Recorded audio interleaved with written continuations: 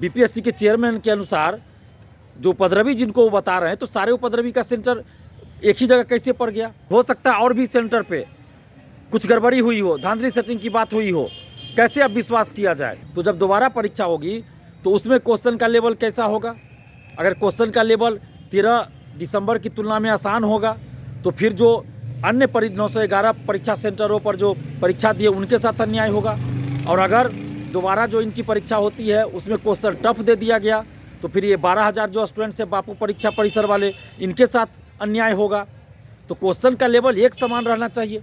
और जिस तरह का इस बार क्वेश्चन दिया गया, इसे तो लगता है कि भाई ये पता नहीं, ये जो कुछ कोचिंग वाले हैं बहुरूपीय रंगा सियार, उनके जो पढ़ाने का जो स्तर है उसी स्तर का क्वेश्चन दिया गया है। तो पता नहीं, तो सारे मामले की निष्पक्ष जांच होनी चाहिए। समस्त अभ्यर्थियों की ये मांग है कि पूरी परीक्षा को रद्द किया जाए और सभी अभ्यर्थियों के लिए फिर से परीक्षा हो। नमस्कार दोस्तों, मैं दिलीप कुमार।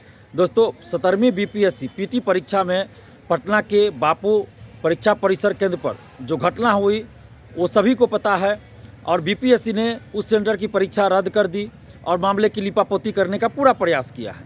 अब सवाल ये उठता है, जैसा कि बीपीएससी के चेयरमैन कह रहे हैं कि कुछ उपद्रवी जो है उस परीक्षा में शामिल हुए थे, तो आखिर बिहार के और 17वीं बीपीएससी में जितने भी अभ्यर्थी शामिल हो उसमें से जो बिहार से बाहर के हों या बिहार के उपद्रवी हों, सभी का सेंटर बापू परीक्षा परिसर में ही कैसे पड़ गया? ये बड़े आश्चर्य की बात है कि सभी उपद्रवी का सेंटर बापू परीक्षा परिसर केंद्र में ही कैसे पड़ गया? सेंटर तो बीपीएससी ने दिया है। तो इस बात की भी जांच होनी चाहिए कि आखिर बीपीएससी के चेयरमैन के अनुसार जो उपद्रवी जिनको वो बता रहे हैं, तो सारे उपद्रवी का सेंटर एक ही जगह कैसे पड़ गया? और परीक्षा में क्वेश्चन देने में इतना देरी क्यों हुई? बहुत सारे अभ्यर्थियों को क्वेश्चन ही नहीं मिला। 12:45 तक कोई बता रहे हैं, 12:50 तक कोई बता रहे हैं, 1 बजे तक क्वेश्चन ही नहीं मिला। तो आखिर ऐसा कैसे हो सकता है? क्या इसके पीछे कोई साजिश है कि जानबूझकर क्वेश्चन नहीं दिया गया, या क्या है? परीक्षा माफियाओं, नौकरी माफियाओं, कोचिंग माफियाओं, शिक्षा माफियाओं का इसमें कोई षड्यंत्र था?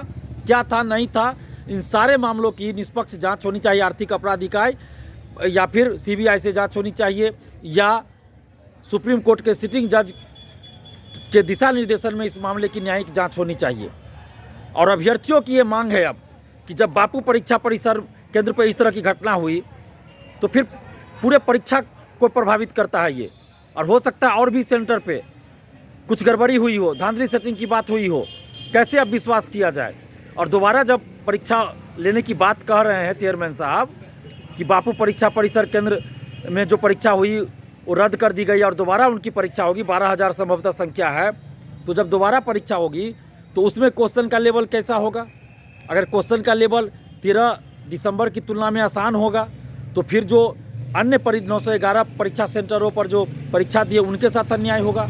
और अगर दोबारा जो इनकी परीक्षा होती है उसमें क्वेश्चन टफ दे दिया गया तो फिर ये 12,000 जो स्टूडेंट्स हैं बापू परीक्षा परिसर वाले, इनके साथ अन्याय होगा। तो क्वेश्चन का लेवल एक समान रहना चाहिए। और जिस तरह का इस बार क्वेश्चन दिया गया, इसे तो लगता है कि भाई ये पता नहीं, ये जो कुछ कोचिंग वाले हैं बहुरूपीय रंगा सियार, उनके जो पढ़ाने का जो स्तर है उसी स्तर का क्वेश्चन दिया गया है। तो पता नहीं, तो सारे मामले की निष्पक्ष जांच होनी चाहिए। और अभ्यर्थियों की ये पूरे अभ्यर्थियों की, समस्त अभ्यर्थियों की ये मांग है कि पूरी परीक्षा को रद्द किया जाए और सभी अभ्यर्थियों के लिए फिर से परीक्षा हो, एक साथ परीक्षा हो, ताकि समानता रहे। और हम भी अभ्यर्थियों के इस मांग का समर्थन करते हैं। और अभ्यर्थियों के द्वारा, बीपीएससी अभ्यर्थियों के द्वारा 18 दिसंबर को सुबह 10:30 बजे से गर्दनीबाग धरना स्थल पर धरना दिया जा रहा है। आप सभी अभ्यर्थियों से अपील है कि आप लोग ज़रूर उसमें आइए और शांतिपूर्वक अपनी बातों को, शालीनतापूर्वक अपनी बातों को सरकार के सामने मीडिया के माध्यम से रखिए। हम भी आपके आंदोलन में आ रहे हैं, आपका समर्थन कर रहे हैं और आपके आंदोलन में हम भी शामिल हो रहे हैं। ये अभ्यर्थियों, बीपीएससी अभ्यर्थियों, समस्त अभ्यर्थी जो ईमानदारी से पढ़ाई करते हैं, उन समस्त अभ्यर्थियों का आंदोलन है और हम आपके आंदोलन का समर्थन करते हैं। हमारे पास कल से ही फ़ोन पे फ़ोन आ रहा है, सुबह से फ़ोन आ रहा है, बहुत सारे अभ्यर्थी फ़ोन कर चुके हैं अभी तक और आंदोलन करने की बात कर रहे थे, हमें बुलाने की बात कर रहे थे कि आप आइए। तो हम आपके साथ हैं, जहाँ भी छात्र हित की बात होगी दिलीप कुमार वहाँ खड़ा रहेगा।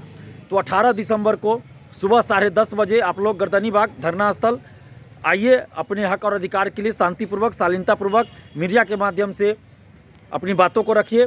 और हम सरकार से आग्रह करते हैं माननीय मुख्यमंत्री नीतीश कुमार जी से आग्रह करते हैं कि लाखों अभ्यर्थियों के हित में आप संज्ञान लीजिए और 17वीं बीपीएससी पीटी की पूरी परीक्षा को रद्द कर फिर से सभी अभ्यर्थियों के लिए एक साथ परीक्षा आयोजित करवाई जाए, ताकि समानता बरकरार रहे, एक समान सबके साथ व्यवहार हो और किसी भी तरह की धांधली सेटिंग नहीं होना चाहिए, किसी भी तरह की कुव्यवस्था नहीं होनी चाहिए। राजधानी में सेंटर है बापू परीक्षा परिसर, और पहले कहा गया, जो कोर्ट में हलफनामा दिया गया कि 10 दिन या जो भी समय दिया गया कि क्वेश्चन पहुंचा दिया गया है सब जगह, तो फिर क्वेश्चन कैसे कम हो गया, कैसे 1 बजे तक क्वेश्चन नहीं मिला, ये बड़ा सवाल है। इसलिए हम नीतीश कुमार जी से ये मांग कर रहे हैं कि इस पूरे मामले की निष्पक्ष जांच हो, आर्थिक अपराध इकाई पटना या फिर सीबीआई से इस पूरे मामले की जांच करवाई जाए। क्या इसके पीछे कोई षड्यंत्र था, किसी का बीपीएससी का षड्यंत्र था, या उस सेंटर जहां पे ये घटना हुई बापू परीक्षा परिसर, क्या उस सेंटर वालों की कोई इसमें साजिश थी, षड्यंत्र थी, या कोई कोचिंग माफिया, शिक्षा माफिया का कोई षड्यंत्र था, या कोई सेंधमारी करना चाह रहे थे, क्या था नहीं था। इस पूरे मामले की जांच निष्पक्षता के साथ होनी चाहिए। इसलिए हम ये मांग कर रहे हैं सरकार से, नीतीश कुमार जी से मांग कर रहे हैं कि आर्थिक अपराध इकाई पटना या सीबीआई से इसकी जांच कराई जाए।